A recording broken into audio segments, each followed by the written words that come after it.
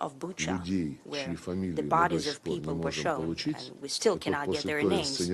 After that staged action, the British chairmanship that was at the helm of the Security Council in April denied calling such a session for 72 hours.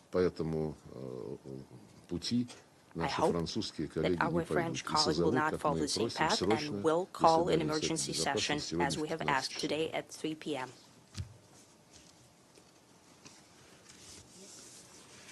Thank you so much. Thank you, Mr. Foreign Minister, for this press conference on behalf of the UN Correspondent Association.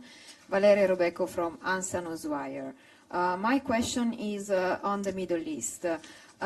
Most of the world agrees that the two-state solution is the only way forward for the peace between Israeli and Palestinians. In your conversation here in New York, did you have the idea that there is a chance for a concerted effort between all parties, Israel included, on the two-state solution, and in what time frame could such discussions be started? And which options are on the table if Premier Netanyahu continues to oppose to this possibility? Thank you so much. Вчера подробно говорили об Yesterday, there этом was a thorough на discussion заседании Совета Безопасности, где выступило, UN Security Council. по-моему, продолжает I выступать think there is больше continued 70 session and more than 70 делегаций. Нет delegates другого are пути, to кроме speak there. выполнения There is no решений other way Совета than Безопасности, to Генеральной deliver on the Ассамблеи decision of the о Security создании Council and General палестинского Assembly on the государства на creation тех of the Palestinian принципах, которые state, были as well as the всеми в principles свое that время were одобрены. endorsed by Имею в everyone виду и границы back in the day. I mean the 1967 borders of года, столицу в 1967 Восточном with a capital in Иерусалиме East Jerusalem, и обеспечение as well as жизнеспособности ensuring the палестинского viability государства, которое в of the мире Palestinian state и that безопасности could safely будет and жить бок securely о бок с Израилем coexist и со peacefully всеми with другими Israel and the rest странами of региона. other regional Если nations.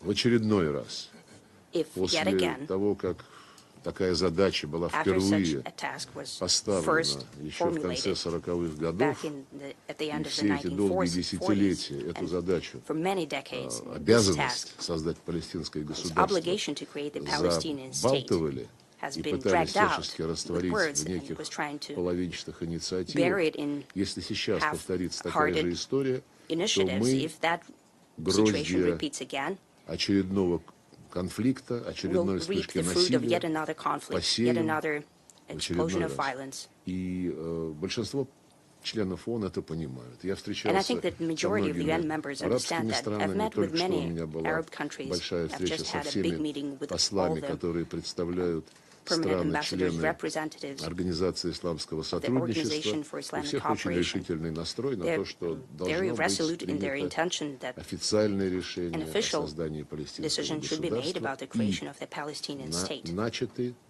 переговоры, And которые negotiations should должны start, сопровождаться should be нейтральными, accompanied by эффективными neutral and посредниками. effective К mediators. сожалению, квартета международных Unfortunately, посредников the больше Middle нет. Eastern Quartet Соединенные exists Штаты no longer. The сделали United все, States чтобы have done everything подорвать in его their power работу, to объявив, что thwart its самостоятельно efforts, будут saying that they'll do заниматься it посредничеством, к чему это single-handedly, привело, the мы все mediation. хорошо знаем. What it led to, И, we all know fully well. конечно же, мы будем твердо выступать And за то, naturally чтобы be very инициативу в resolute создании for the такого initiative посреднического in creating such a механизма, mediation который mechanism будет готовить в идеале would международную конференцию prepare, по ideally, an палестинскому international вопросу. conference on the Palestinian Инициативу issue. должны взять на Such себя initiative should be страны taken региона, on by the прежде всего regional страны-члены Лиги арабских countries, государств. first and foremost Но the League of Arab States. Первым шагом, и я вчера об этом говорил, Representatives. сегодня Well, мы the first говорили step, об этом I've spoken со about that странами yesterday, and today we Организации spoke исламского about it with the сотрудничества. Islamic Нам Cooperation представляется Organization абсолютно необходимо representatives. It сделать seems absolutely усилия necessary по to make an effort восстановлению палестинского единства. rebuild the Чтобы Palestinian все unity палестинские for all фракции Palestinian factions и все те, кто and all those с ними работает who are working with из-за them рубежа, from abroad, собрались вместе for them и to объявили get о together восстановлении and to единства палестинского rebuild, народа to в качестве announce the rebuilding of the прочного unity of the фундамента Palestinian будущего палестинского unity as an государства. Без этого important все foundation for the схемы, future которых вы Palestinian states. упомянули, Without которые that, тут витают в кулуарных all беседах, mechanisms that они you have mentioned that are being нежизнеспособны, discussed они in the back rooms, нацелены лишь на they то, чтобы won't be viable. создать They видимость would перемен only в be aimed at Газе creating без seeming change in the Gaza Strip without unification with the Western Bank. Without that, bringing back together the disunited Palestinian side, broken apart, they'll be just trying to spend time. And naturally, we're very worried about the statement by the Israeli PM that they're not talking about creating the Palestinian state. Since that in any case, the settlement is possible only through the process of negotiations, we expect that those who have an influence on the Israeli side, more influence than we have, for example, they will deliver on their function and ensure participation of Israel in good faith in the negotiation process, and we'll try to achieve that. Tass, please. Good afternoon, Minister. I have two questions for you. Going back to the terrible situation with Il-76, what do you think? Did Kyiv do that deliberately? What were the goals of Ukraine when they conducted such terrorist attacks and actions? Second question is about the situation in the Middle East. Many journalists trying to find answers. How could this happen? Was it possible that the US did not know about the prepared attack by Hamas, since it was prepared for a year with heavy weapons? What kind of thoughts do you have about that? What do you think? In general, what's the projection of the Middle Eastern situation on the U.S. politics in the upcoming election? As for the question about the downed military transportation aircraft Il-76 and about the reasons behind the Ukrainian criminal act, we're trying to find out the facts right now. The first reports that we've seen with that right away after the aircraft was downed, after the shelling from the anti-aircraft with the anti-aircraft missiles, the Ukrainian side mentioned yet again their victory of the victorious Ukrainian armed forces. But when they found out, when it became known that it was a POW swap plane and the Ukrainian officials from the military ministry could not know about the swap. Right away, the Ukrainian propaganda started to sweep it under the carpet, such overly emphatic notions of their victory. And they're trying to find other explanations. Yet again, we're just getting the information. It's being rechecked. And for that, we're also insisting on the calling of the Security Council session where the Ukrainian side could tell us how it all happened. As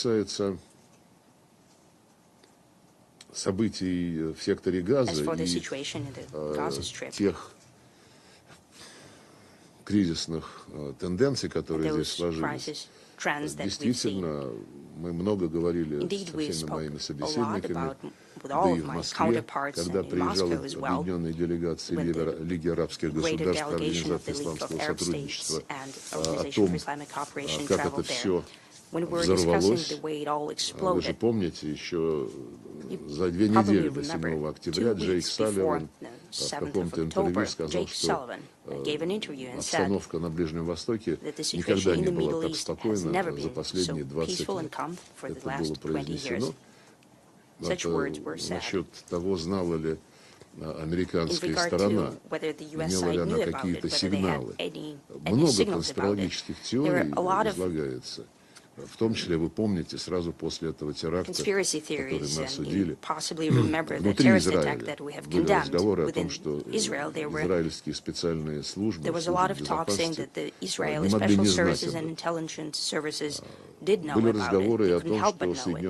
And there were conversations that the United States, they were following through satellites every corner of the world, and especially they were closely following the Middle Eastern region. They couldn't help but notice the movement of a tremendous amount of people, equipment, drones. They were being prepared to conduct the terrorist attack. I hear the same thing that you're hearing. Such discussions become public, but we've seen no proof, and I wouldn't want to speculate about whether that is true or not.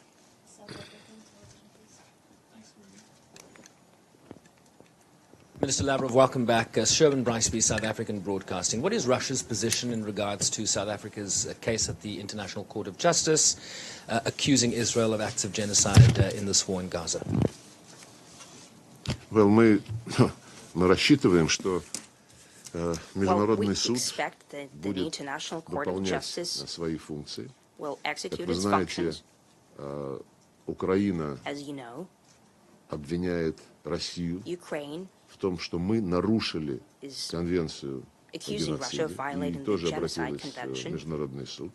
Около 40 западных стран в нарушении всех прецедентов записались на украинской стороне, поэтому то, что этот процесс будет запредельно политизирован, сомнений никаких нет. Сейчас состав Международного суда, мы знаем, что судьи все обязаны быть беспристрастными, кроме, наверное, судей Международного уголовного суда, у которых свои правила. Международный суд всегда имел высокую репутацию.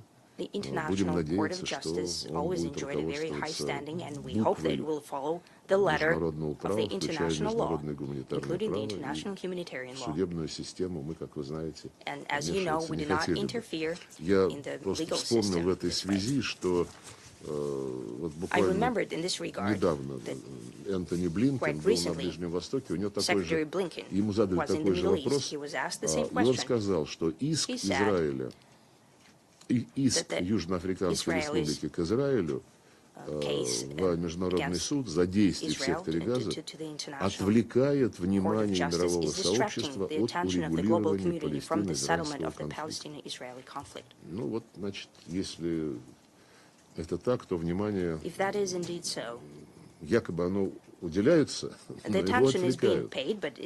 Мы не видим никакого внимания со стороны Соединенных Штатов, кроме как попытки заболтать всю эту ситуацию, не допустить каким-либо образом принятия Советом Безопасности прямого, недвусмысленного решения о прекращении боевых действий. И видим вместо этого попытки использовать формулировки, которые, по сути дела, дают карт-бланш на продолжение коллективного наказания палестинцев. Посмотрим, суд имеет свои обязанности, свой статут, в котором записаны его полномочия.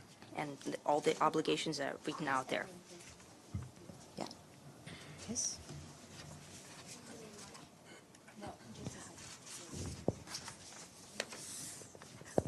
Me?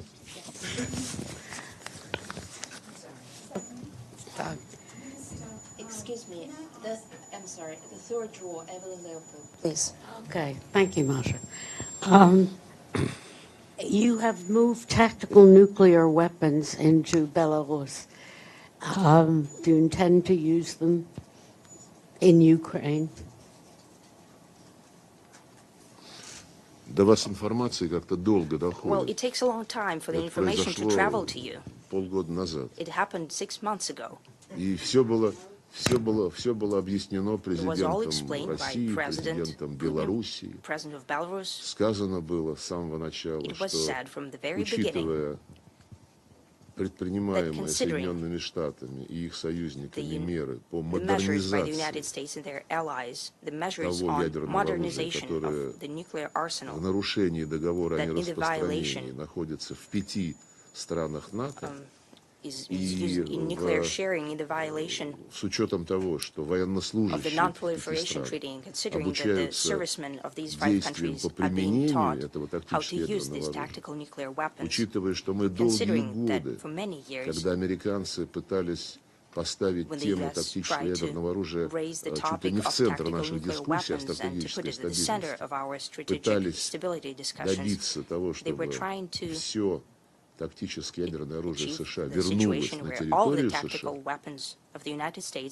хотя бы потому, что его расположение в Европе для нас носит стратегический характер. Это совсем рядом с нашими границами. Они категорически от этого отказываются. И мы тогда сказали, что поскольку они модернизируют свои арсеналы этого тактического ядерного оружия, мы не можем до конца понимать, зачем это делается. Поэтому, опять-таки, учитывая, что они отказываются уводить эти вооружения на свою территорию, мы по просьбе президента upon the Беларуси request of the President of передадим Belarus, часть we нашего will transfer part тактического of our ядерного tactical оружия nuclear на weapons размещение на территории Республики Беларусь. Все об situated этом on the знали. territory of the Запад, Belarus конечно, Republic. пытался Everyone knew about it. немножко Naturally, the West tried поднимать to истерику, исходя из be того, a что bit ему-то hysterical можно, about it, saying that а нам нельзя. they can Так do it, что but we can't. все возможности So избегать эскалации all the были американцами possibilities последовательно to avoid the упущены. escalation Уничтожили were практически все not договоры used by the и U.S. All of the отказываются привести treaties were свое torpedoed, and they тактическое ядерное refused to bring оружие back their tactical в nuclear рамки weapons, договора о нераспространении, который пока put еще it in они не compliance нарушили. with an NPT treaty. Well, Excuse it's still me, not been violated. There's no evidence that the United States has deployed tactical nuclear weapons in Ukraine or Belarus. What was that? Can you repeat? Why there's no evidence that the United States is deploying tactical nuclear weapons in Ukraine or Belarus? It's only Russia to this point, Нет, вы because they want to defend its territory. Я And не is Ukraine the говорил, territory? что американцы say ядерное that оружие United размещают на Украине. Они States are уже placing давным-давно, долгие situating the weapons in десятилетия, Ukraine. держат For свое many ядерное years, оружие they're holding на their территории nuclear 5 weapons стран, on the членов territory of НАТО, 5 NATO и member граждане countries. этих стран And the проходят citizens of these обучение countries are по being применению taught how этого to use ядерного оружия. these Вот что я nuclear сказал. weapons. That's what I Вот said. что я сказал. That's what I've said. Если такая логика вам кажется If this logic неверной, seems ну, я wrong уже to you, well, упомянул I've already менталитет наших mentioned the mentality американских, of our American and англосаксонских и Anglo-Saxon прочих западных and other Western коллег, colleagues. которые считают, что им-то They все можно. believe that they can do А зачем anything. вот России с Беларусью Why о does чем-то Russia is договариваться? agreeing with Они Belarus же about как бы не something? Well, демократические they're not страны. democratic countries. Это печальный менталитет. Он This is a sad скоро mentality. будет мешать уже Will развитию soon stand in the человечества. way of the development Нельзя of humanity. все время жить на неоколониальном You cannot подходе always и survive используя on the неоколониальные neo-colonial практики. approach and using Мне все можно, а neo-colonial тебе нельзя. practices. I can do everything, and you're banned from doing it. Minister Lavrov, good day to you. This is Pratiksha Gundiyal of the BBC. Minister, good day to you. This is Pratiksha Gildayal from the BBC. My question to you is, what evidence is Russia planning to present that there were indeed prisoners of war on that plane that was downed? And do you worry that no one will believe you? Что? And what? And do you worry that the international community may not believe you unless you present evidence of war? Совершенно не переживаю, что международное сообщество может не поверить. Как я уже сказал, международное сообщество в лице западных представителей средств массовой информации уже доказало свою, в общем-то, дискредитированную позицию. Я, например, не пытаюсь ничто ставить под сомнение. Упоминалось уже сегодня Буча. Начало апреля 2022 года показывают, кстати сказать, ваши коллеги из BBC, центральную улицу города Буча, откуда 3 дня назад ушли российские военнослужащие, и где мэр города восстановил свои полномочия, город об этом сообщил, а 3 дня спустя вдруг BBC показывает на центральной улице Бучи трупы людей.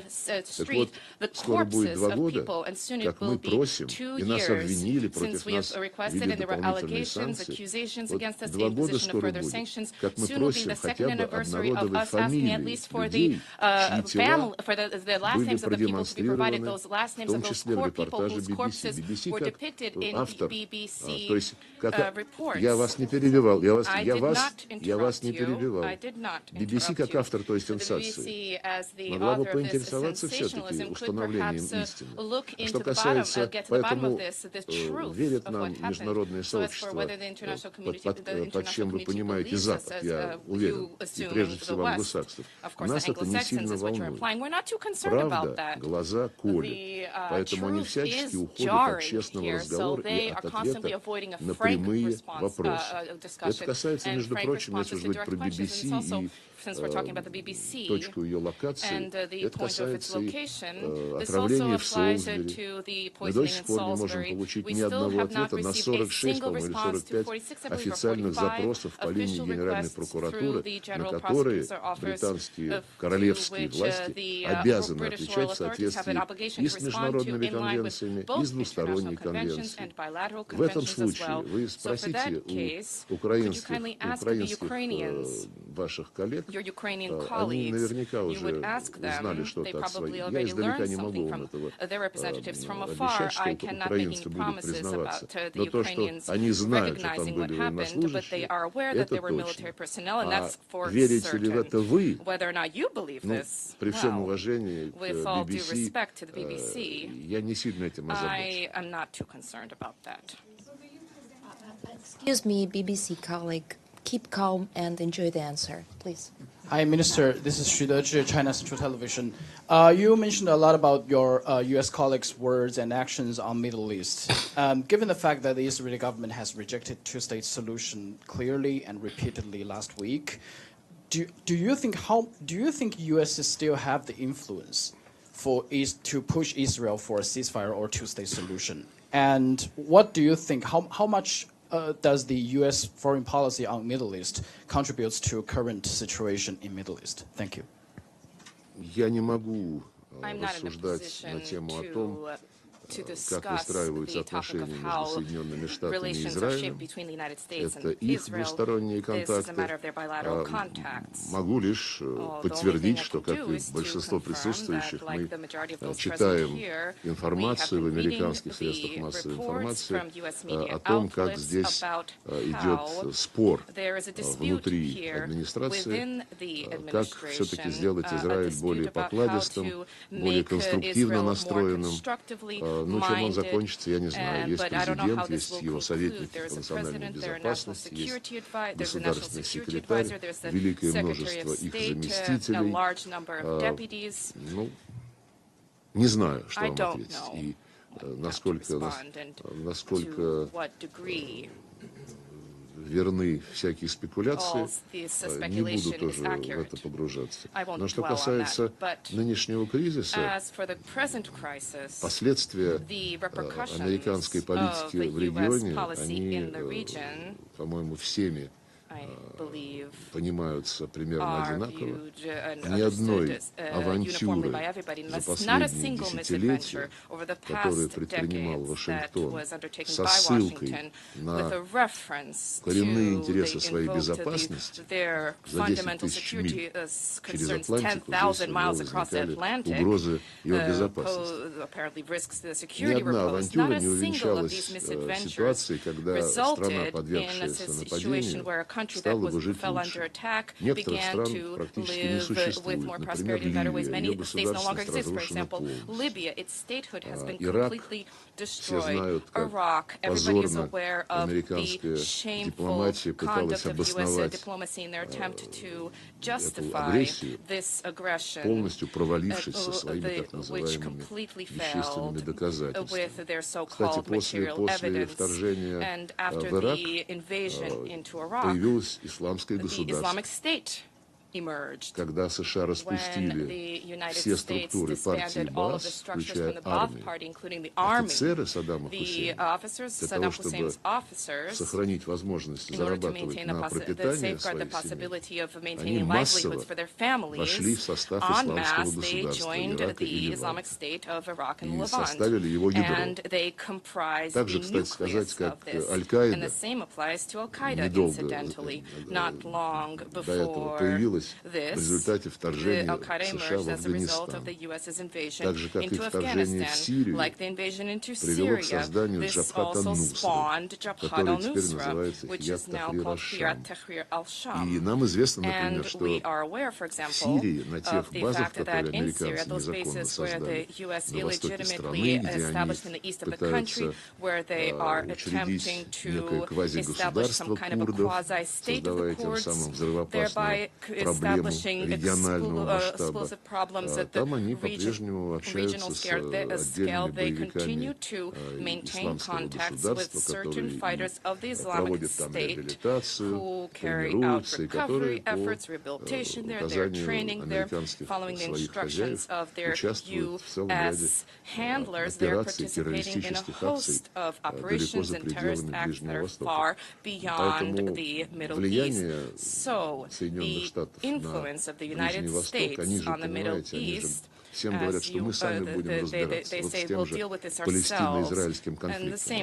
Они же прекратили деятельность квартета международных посредников и взяли все на себя. Чем это закончилось, мы видим. Это просто еще один пример ситуации, когда в случае американского лидерства мы получаем трагедию. Mr. Minister, thank you very much for your time and for this press briefing. I'm here. I'm Vusala from Azerbaijan News Agency report. So my question is about how do you assess the normalization process between Azerbaijan and Armenia, and also will Russian peacekeepers leave the Karabakh region of Azerbaijan in 2025 as defined in the trilateral agreement of the November 2020? Thank you. Ну, мы сыграли, лично президент Путин сыграл решающую роль в том, как удалось остановить войну в ноябре 2020 года и в том, как согласовали несколько трехсторонних документов на высшем уровне армяно-азербайджано-российских, в которых определены ключевые параметры урегулирования, в том числе вопросы делимитации границ, разблокирования торговых и транспортных маршрутов и подписание мирного договора. Созданы соответствующие структуры на уровне вице-премьеров трех стран, которые занимаются экономической стороной вопроса. В последнее время мы видим, как уже после достижения всех этих договоренностей западные коллеги решили, что как-то неправильно, что России удается достигать прогресса на этом направлении. И они стали заманивать армян-азербайджанцев то в Брюссель, то в Париж, то в Вашингтон, то в Прагу.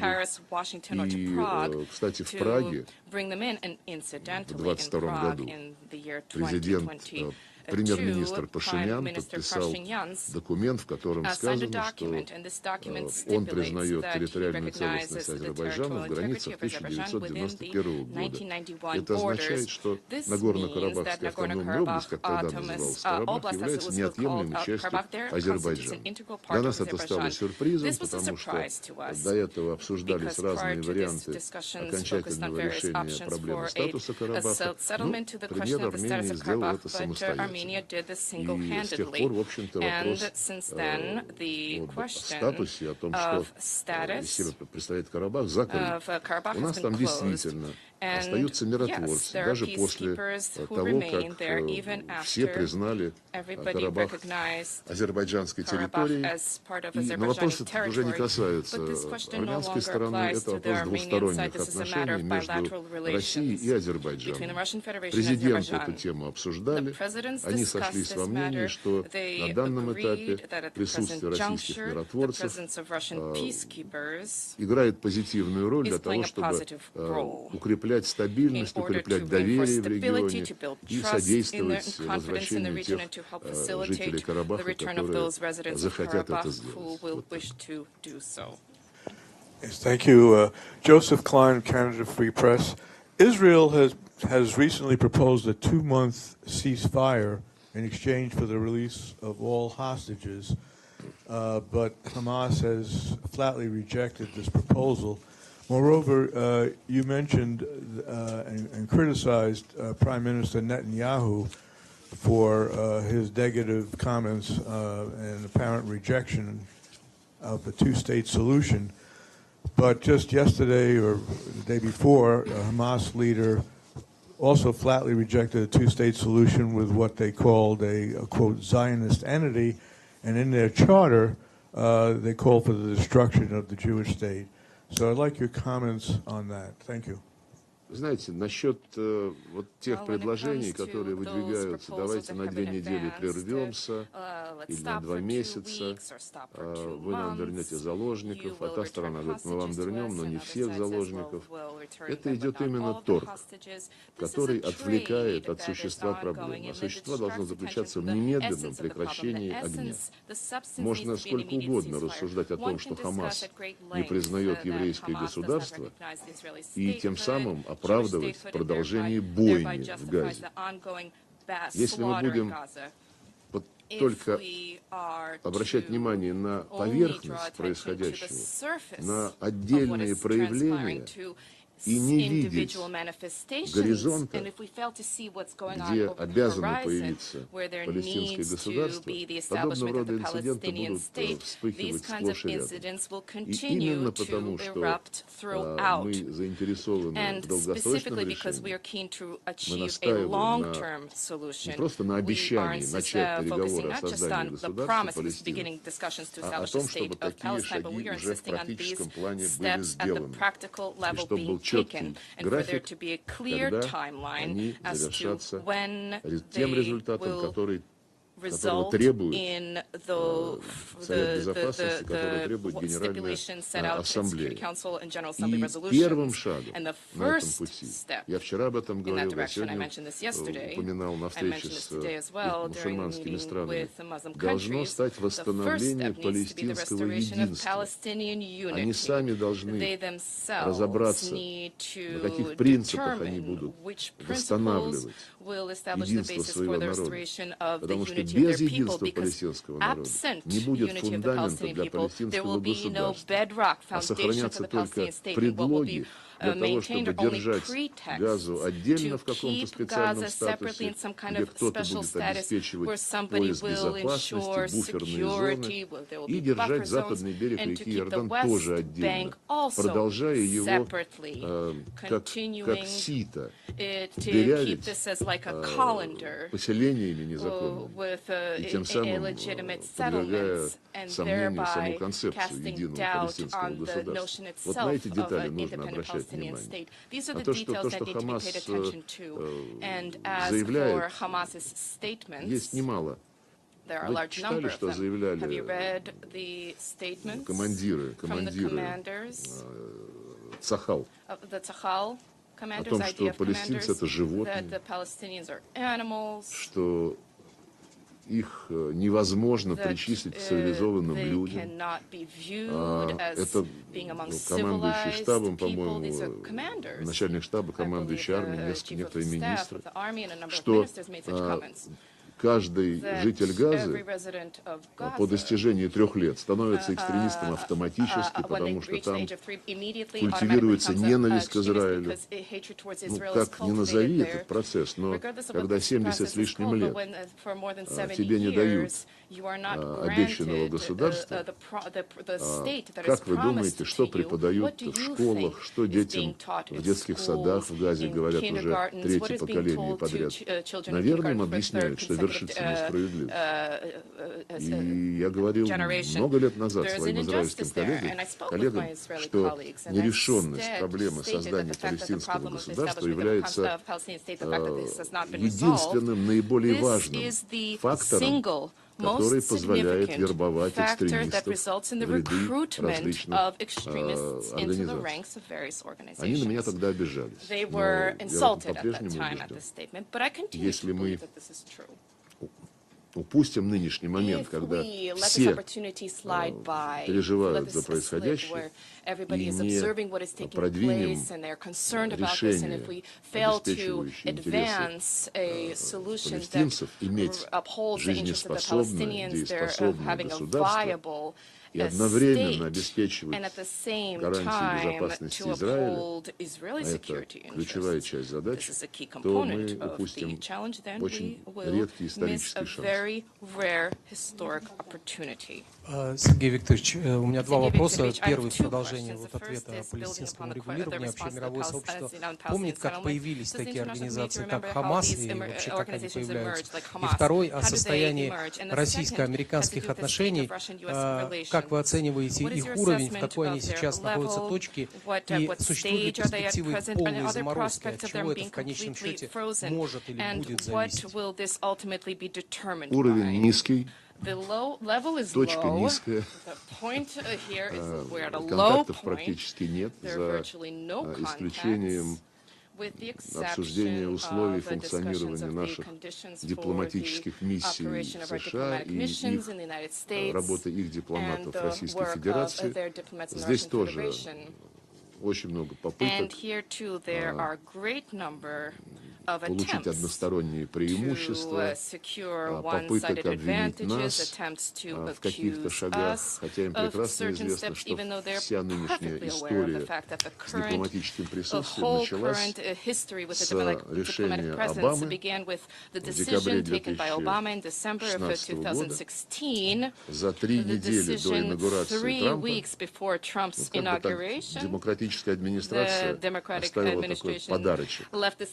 Выгнали в общей сложности семьями 120 наших людей из Вашингтона, причем так по-американски благородно, дату, на которой они должны были вылететь в Россию, определили таким образом, чтобы не было прямого рейса из Вашингтона в Москву. Гуманно.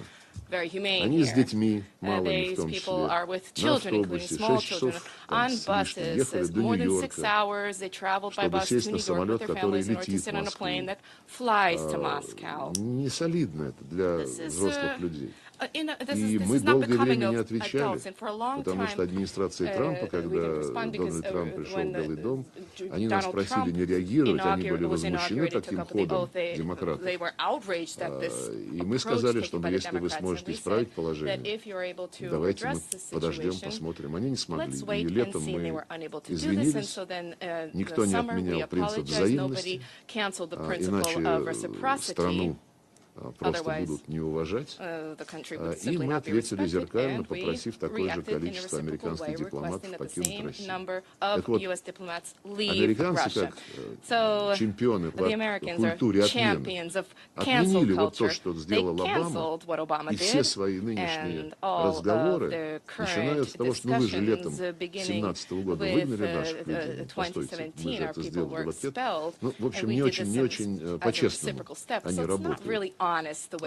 Первый вопрос был Да, насчет Хамас и истории появления этих организаций. Мы говорили сегодня с представителями Организации исламского сотрудничества. Они помнят хорошо, как все это происходило, как Хамас использовался для того, чтобы противостоять ФАТХ в Рамалле и уравновешивать. И через Хамас, не хочу сейчас вдаваться в детали, происходили многие вещи. Но интересно, что в 2006 году, когда готовились выборы в Палестине, я помню, как я разговаривал с Кондолизой Райс, и наша оценка ситуации заключалась в том, что, может быть, лучше посоветовать палестинцам повременить с этими выборами, потому что замер настроений населения Газа и Западного берега указывал на то, что резко возросла популярность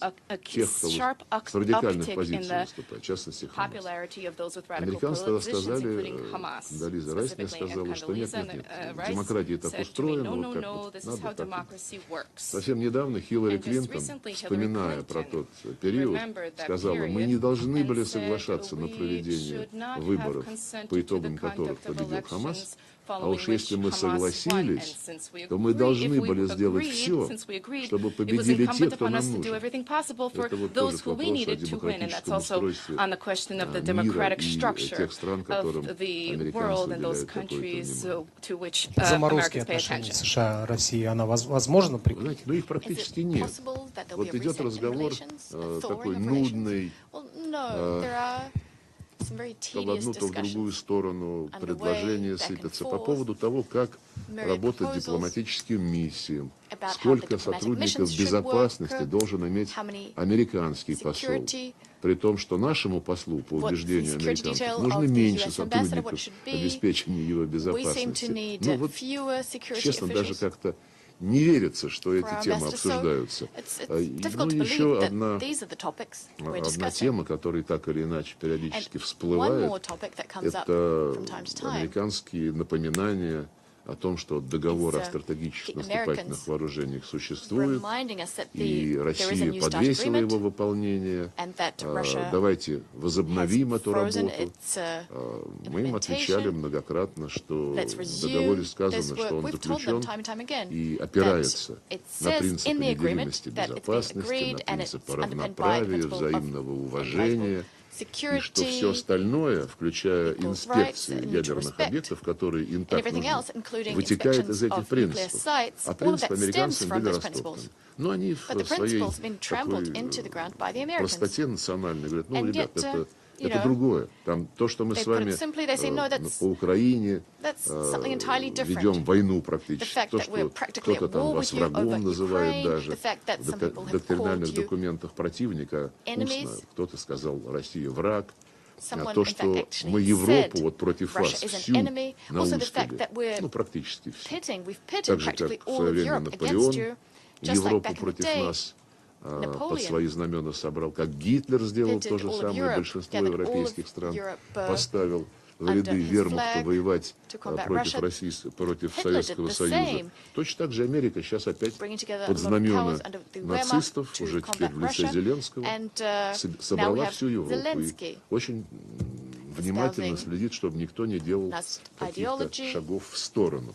Ну вот буквально у меня была пресс-конференция недели полторы назад, меня об этом спросили, был ли ответ на американскую бумагу неофициальную по стратегическому диалогу. И ответ мы им направили в начале января. Там все это изложено, и обсуждать сейчас нам с ними нечего. Мы привержены тем потолкам по видам вооружений, которые зафиксированы в договоре об СНВ. Но никаких инспекций быть не может, тем более, что уже имели место случаи, когда наши стратегические объекты украинцы обстреливали дальнобойным оружием, которое не могло бы долететь до этих объектов, если бы американцы не помогали его модернизировать, так я скажу, уклончиво. Thank you very much. Thank you very much. What happened? There's too much COVID and other bad bugs floating around New York. You are among friends. I know. It's always nice to see you in this room. Thank you for giving us this press conference. Mr. Foreign Minister, are you concerned that North Korea will no longer seek reunification with South Korea, and are increasing tensions on the Korean Peninsula a concern for Moscow? And can you confirm that President Putin will visit the DPRK?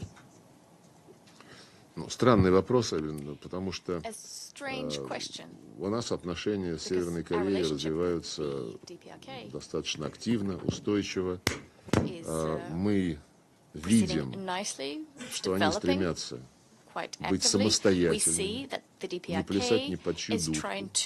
И мы видим, как Соединенные Штаты сколачивают новый военный блок вместе с японцами и с Южной Кореей, блок, который наращивает военную активность, проводит беспрецедентно масштабные учения с открыто объявленной целью подготовки к войне с Корейской Народно-Демократической Республикой. Мы долгие годы продвигали идею создания зоны безопасности и мира на Корейском полуострове.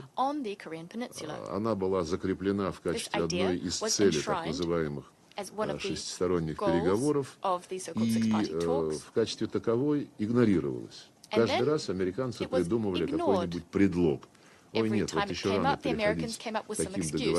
It's premature to discuss these kinds of agreements, arrangements, we need some more time to think.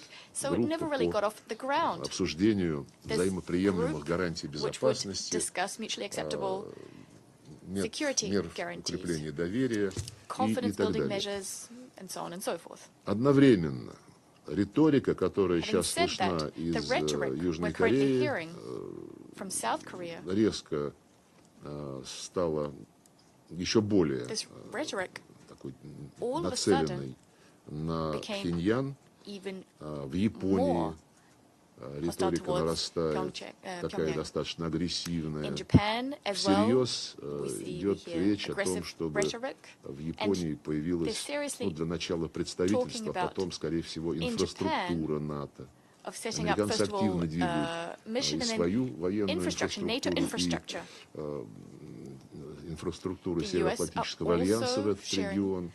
Поговаривают their уже infrastructure, и setting о up their том, что infrastructure and then треугольник США, North Япония, Atlantic infrastructure there Южная in Корея Japan. They're also talking about the будет fact that осваивать и the UK, сотрудничество, Japan, and the ROK так там are going to размыто сказано, develop their cooperation. связанные It's с quite ядерной сферой. wishy-washy the way they phrased it, but they said something like nuclear-related Ким Чен cooperation. Ын сделал заявление, которое он And yes, сделал. Kim Jong-un made the statement that he Вот made. мы, понимаете, You see, the thing is, Нетаньяху сказал, не будет Netanyahu палестинского государства. said that there will Ким be Чен Ын no сказал, не Palestinian будем мы state. с ними Kim Jong-un объединяться.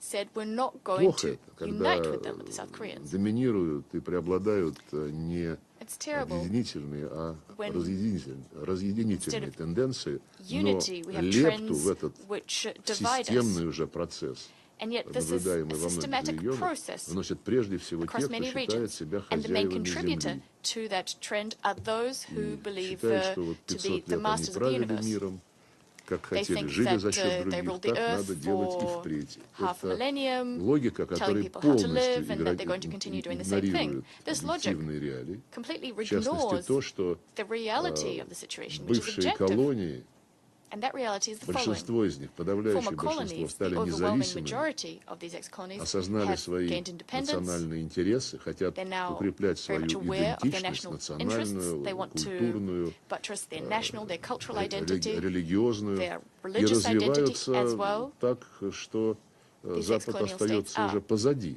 тех developing, же членов leaving БРИКС, the West по крайней behind. мере. Поэтому At надо least с that can be уважением applied относиться to the BRICS countries. к реалиям современного мира.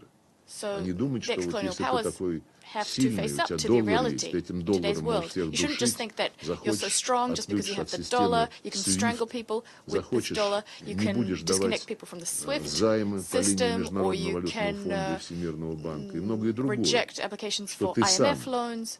навязывал всему The list миру, goes on. весь мир And на this это despite the fact согласился в свое that you время, imposed the system а on ты the потом entire стал world. Back in the day, the грубо world agreed, злоупотреблять but then you своим влиянием на эти became, глобальные механизмы. well, you changed your position, became grossly И, знаете, abusive, вот, если abusing так this совсем по-простому, mechanism. So, в детстве, if I'm very когда мы frank, if I put it simply, выходили погулять во двор после we were школы, kids, наверное, многим we'd это известно, go out to play outside аналогичные, after может school. быть, такие впечатления Perhaps you have оставались. similar Всегда memories же of были your own ребята childhood. помладше и кто-то And постарше. there were always И younger kids постарше and иногда the older kids. And what the older kids did, эти ребята пытались так маленьких обижать. well, Такие хулиганы, знаете, дворовые. sometimes some of them Но were hooligans, было they made обидно, fun of но the little потом маленькие kids. достаточно быстро The little подрастали. kids would get upset, И but then вопрос they grew решался. up fairly quickly, and then they fixed the situation. Caleb Maupin with RT. At this point, we've got a major Western outlet, Bloomberg, that's running a headline saying that Europe should arm itself against the barbarians at its gate. And by barbarians, they are, of course, referring to Russia. We also have a number of Western leaders saying that they expect Russia to attack NATO within the next 5 years. We have a number of Western leaders making that claim. Do you think that this is essentially the leaders of the Western countries trying to psych up their populations for some kind of all-out war against Russia, as that seems to be a recurring theme? We hear this rhetoric over and over. Я надеюсь, что это не так, что там We hope that все-таки that will not be the case. еще остались умные люди, люди, которые хотя бы имеют не только знания истории, но и инстинкт самосохранения. Я слышал, что даже президент Байден говорил нечто подобное, предупреждая, что если Украина проиграет, то Россия тут же пойдет на Прибалтику, Финляндию и другие страны НАТО. Подобные высказывания делали и лидеры с калибром поменьше, и не только в Соединенных Штатах. Я все-таки склонен верить в разум американского руководства и вижу в этом попытку решить сиюминутную проблему с выделением денег Украине. Вот они считают, что Конгресс можно так легко запугать вот этой по-настоящему, говоря, сказкой и измышлением, что Конгресс в итоге пойдет на компромисс, и те 60 или сколько там миллиардов долларов для Украины в пакете с какой-то помощью Израилю, с какими-то суммами на оборудование границы будет принято. Не знаю, я убежден, что сами те, кто произносит эти вещи, они прекрасно понимают, что это слово трудно подобрать, это чушь, короче говоря. И президент Путин уже эту историю комментировал совсем недавно. Посмотрите еще раз его интервью. Никакого желания, никакой необходимости ни военной, ни политической, ни экономической куда-то на кого-то нападать. У нас не было необходимости и специальную военную операцию объявлять. Если бы Запад не допустил переворот в феврале 2014 года, если бы потом не дал карт-бланш этим путчистам, которые тут же объявили, что отменяют статус русского языка на Украине, которые тут же объявили террористами жителей Крыма и Донбасса, которые отказались принимать результаты кровавого антиконституционного переворота, и все это при поддержке Запада. Когда развязанную против Донбасса войну удалось по просьбе, нас умоляли, немцы, французы и американцы просили, удалось остановить эту войну, подписать Минские договоренности, их одобрили в соседнем помещении, в Совете Безопасности единогласно. Just here at the Security Council chamber, they were signed unanimously, and then that would have worked, had been implemented, everything would have worked out. But it turned out that amongst the signatories, aside from President Putin, no one was prepared to do that, to recognize that. The special military operation became inevitable after many, many years. Years throughout which we tried to convince the West that they shouldn't turn Ukraine into a direct threat on our borders, not 10,000 miles away, like the US used to say, Iraq, Afghanistan, Libya, Syria, Yugoslavia. They said that these states pose a threat to US interests. But we're talking about a country that's bordering our country. It's not an ocean away. And these lands, Russian people developed them throughout centuries. And the descendants of these Russians live on these lands, and yet their descendants have been banned from speaking the Russian language. So it's a different situation. It's a shame that some are going down that road in Europe, that they're trying to ban Russian, ban Russian culture. It's unbecoming for those who proclaim themselves to be members of the EU, which they believe to be high honor. Thank you very much. Stefano Vaccara, La Voce New York and Ital Press. In Europe, there will be the election soon, the European election. Does Russia expect that these could change the relationship? Something could change in favor of Russia? And then also former President Trump, he said that if he will be back in the White House, he will resolve the wars in a matter of days. Now, Do you believe him that this is that he will be able to do that? Вы знаете, есть масса событий и заявлений, ежедневно появляющихся в публичной сфере, которые можно подвергнуть такому же вопросу. Вы верите или не верите? Я не хочу играть. Я не могу верить во что-то, что не материализовано. Посмотрим. Я сомневаюсь, что украинская сторона будет готова на какое-либо урегулирование. Зеленский уже достаточно невежливо комментировал эти высказывания Дональда Трампа. У него такой стиль. В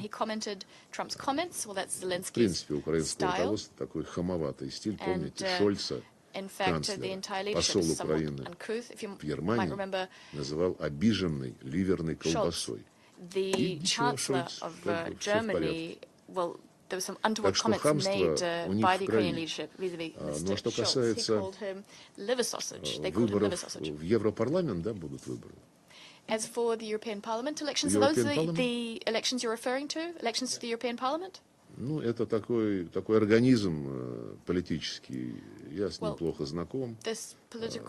Мы периодически слышим русофобские заявления, которые там принимаются, или какие-то постановления на бумаге. Нет, я не интересуюсь и не слежу за этими выборами. Я думаю, что гораздо полезнее смотреть, кто из европейских стран в ходе своих национальных выборов стремится все-таки не позволить растворить каждую европейскую нацию вот в этом безликом бюрократическом брюссельском аппарате. Вот это мне более интересно, нежели смотреть, кто и как будет договариваться, достигать сделок по поводу прохождения в Европейский парламент. With what deal to be elected to the European Parliament. Thank you so much. My name is Afram Kusaifi from Arab News Daily. I'm here.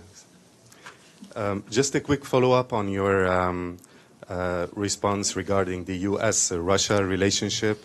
I'm just wondering, in a world when the diplomatic channels between your two countries are cut off like that, how much damage and suffering do you think the rest of the world suffers from it when there are no relationship between your two countries? And what, in your opinion, would it take for Russia and the U.S. relationship to get back on some sort of a normal track? Thank you. Ну, насчет того, заботит ли меня, что остальной мир страдает от нынешнего состояния российско-американских отношений. Чтобы мне на этот вопрос ответить, я попросил бы вас сказать, какое удовольствие остальной мир получал, когда у нас были более-менее нормальные отношения. В чем это удовольствие заключалось? Просто в таком абстрактном смысле, как хорошо, что они друг с другом разговаривают. Если вы не конкретизируете, что сейчас происходит, и как остальной мир страдает от этого, видимо, можно говорить о том, что сейчас многие поднимают тревогу в связи с тем, что растет эскалация, воинственная риторика. Ну да, наверное, никому не хочется большой войны. Нам в последнюю очередь мы большие войны переживали в нашей истории многократно. Но действия эти предпринимают Соединенные Штаты, в доктринальные документы Соединенных Штатов, в доктринальные документы НАТО записано, что мы главная прямая угроза. Китай — это там на следующем этапе главный вызов. Они все вот эти формулы очень аккуратно выписывают. Я вам больше скажу, они затягивают к себе нейтральные страны. Вот Финляндия уже в НАТО, непонятно, что там она приобретет. По Швеции, видимо, процесс сдвинулся. А я вчера встречался с министром иностранных дел Швейцарии, и он меня убеждал, что они могут, как они раньше делали, быть посредниками в любом вопросе. Я ему объяснил, что посредником должен быть нейтральным. И Швейцария славилась не только своим военным нейтралитетом, но и нейтралитетом в более широком смысле слова, что позволяло ей успешно быть европейской столицей ООН, Женева, и успешно принимать различные переговорные процессы, и тем самым вносить свой вклад в мирное развитие Земли и ее различных регионов.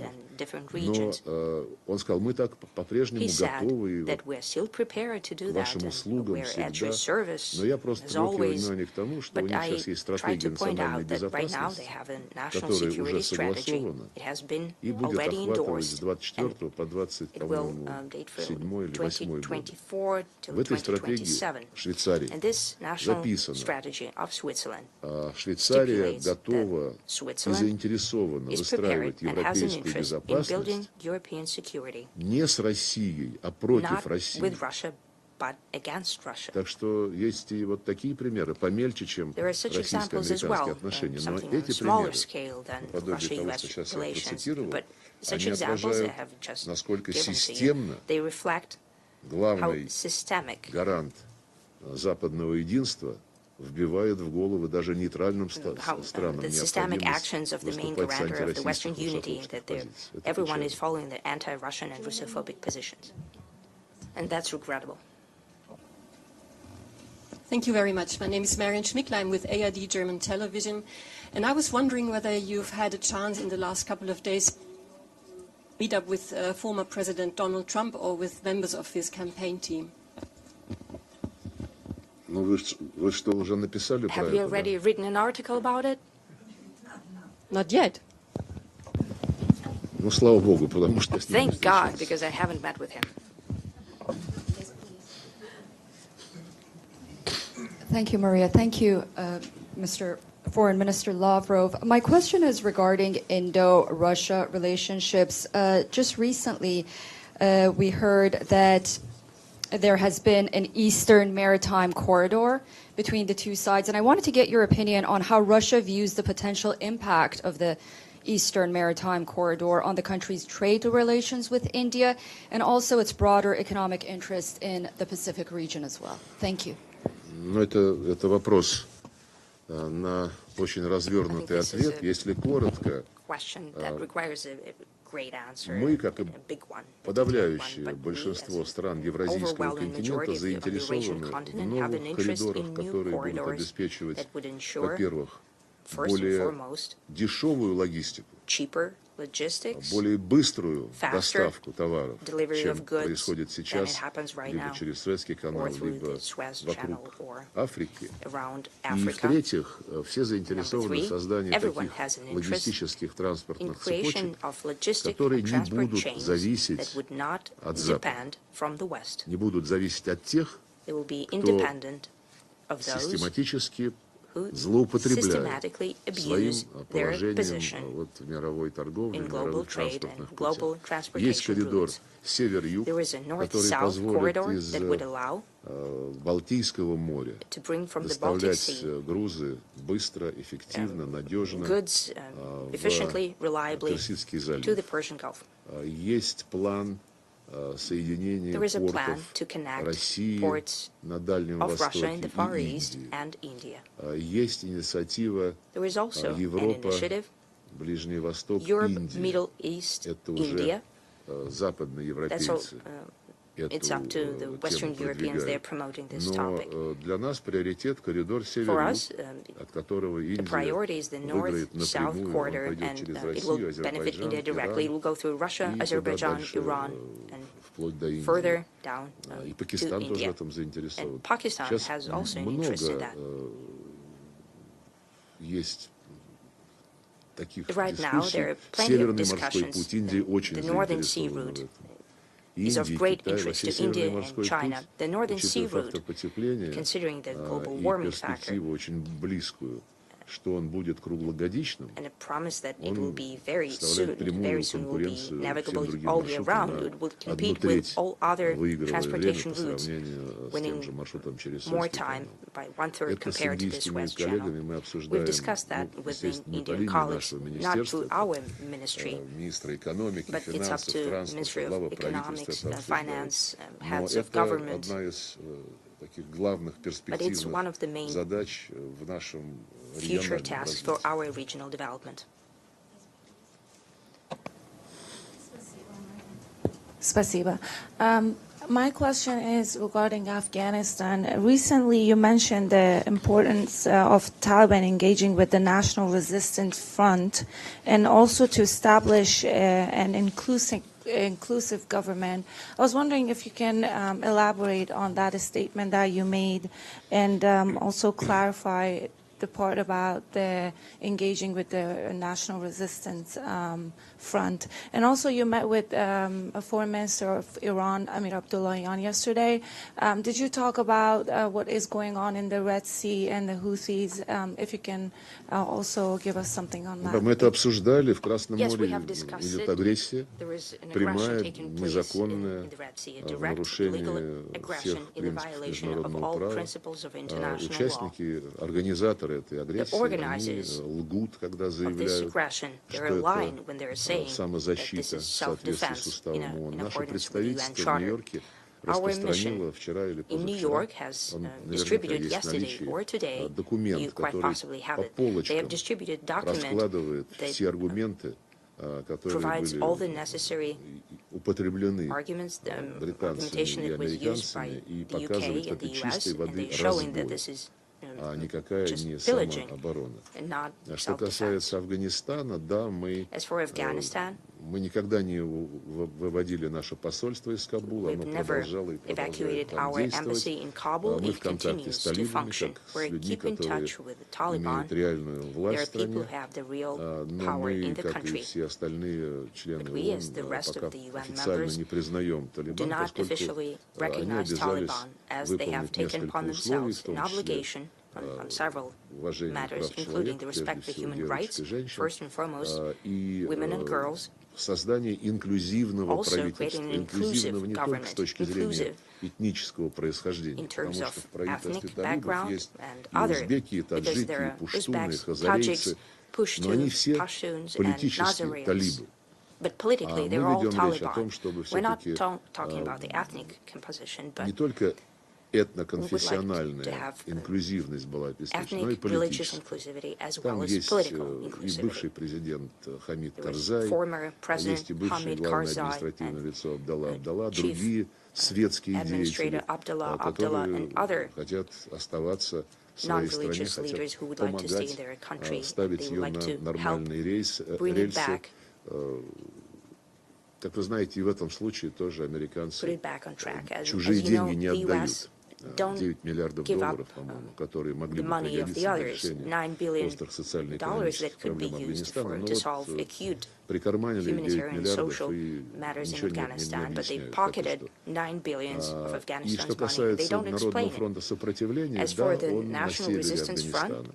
indeed, it Да, acts in у the них north of Afghanistan. Позиция, которая не позволяет Their position надеяться, что они в ближайшее время готовы does not give вступить us в hope that диалог we'll с be Талибаном. prepared to Но enter к этому надо dialogue with стремиться, они Taliban. все афганцы, But и it мы should be strived активно for. за это They're all выступаем. Afghanis, and Но we're для этого, standing конечно for it. же, нужно, чтобы те, However, кто влияет на for этот that, фронт those who национального have an освобождения influence и on the National спасения, Resistance Front, чтобы the тоже National Salvation Front, поощряли they именно also need to encourage мирный подход, the а peaceful не approach, как бы принимали как данность but not just take it as a продолжающиеся given the время continued от времени силовые акции. military actions that happen from time to time. The very last row. Yes, thank you. My name is Anas Sabbar from Sky News Arabia. Two questions. The first one is, do you think the quartet on the Middle East is dead? And does Russia now playing an active effort to fix what happened recently? That's number one. Number two, there are multiple reports saying that the White House and the State Department and the Pentagon are in discussion to withdraw the U.S. forces from Syria. I don't know if you answered this before, but what is your comment on that? Насчет квартета, As for the quartet, ну, я подробно комментировал эту тему в последние дни здесь, в Нью-Йорке, в том числе. Мы долгие годы, ну, наверное, начиная с момента, когда была одобрена дорожная карта палестино-израильского регулирования, это было давным-давно. Мы в России выступали за то, чтобы в квартете полноправно участвовали представители Лиги арабских государств, потому что так как-то полуколониально выглядела эта структура. США, Россия, Евросоюз, ООН и никого из арабов. А заниматься нужно ближневосточному регулированию. К сожалению, удалось только добиться того, что квартет, остальные члены квартета согласились время от времени приглашать представителей Лиги арабских государств, когда основная дискуссия уже закончилась, и их просто информировали, о чем как бы старшие товарищи говорили и договорились ли они до чего-нибудь. Сейчас я, вот когда упомянул термин, что мы заинтересованы в эффективном, в новом эффективном посредническом механизме, я оговорился, что лидирующую роль в этом механизме должны сыграть страны региона. Я почувствовал из моих многочисленных бесед с этими странами, с Иорданией, с Катаром, с Эмиратами, с другими коллегами, что они готовы взять на себя такую инициативную роль. Это будет непросто, потому что инстинкты умирают долго, и американский инстинкт самим решать все вопросы и говорить всем, кто что должен делать, кого, скажем, Махмуд Аббас должен выделить в качестве протектора Газы, эти инстинкты никуда не исчезли. И у нас нет с американцами разговора по ближневосточным проблемам, хотя уж где-где, здесь какие-то коллективные усилия в поддержку региональных государств были бы уместны. Но все перечеркнуто. Так что я считаю, что новый механизм должен возглавляться и должен состоять из ядра региональных стран, если они сочтут целесообразным, чтобы к этим усилиям подключились Россия, Китай, другие страны внешнего круга. Это будет их решение, и, наверное, всем надо будет тогда договориться, работать слаженно и не пытаться какие-то параллельно запускать схемы, которые отвлекают внимание. И вывод войск из Сирии, ну, уже однажды это было, когда Дональд Трамп, будучи президентом, объявил, что они из Сирии уходят. Тут же руководители сирийских демократических сил стали просить нас, наших военнослужащих, о том, чтобы мы помогли установить контакты с Дамаском. Через несколько дней США передумали, и представители сирийских демократических сил, курды, перестали просить о том, чтобы мы помогли контакты с Дамаском установить, сразу вернулись под американское крыло. Так что здесь дело не в том, уйдут они или не уйдут, они там незаконно.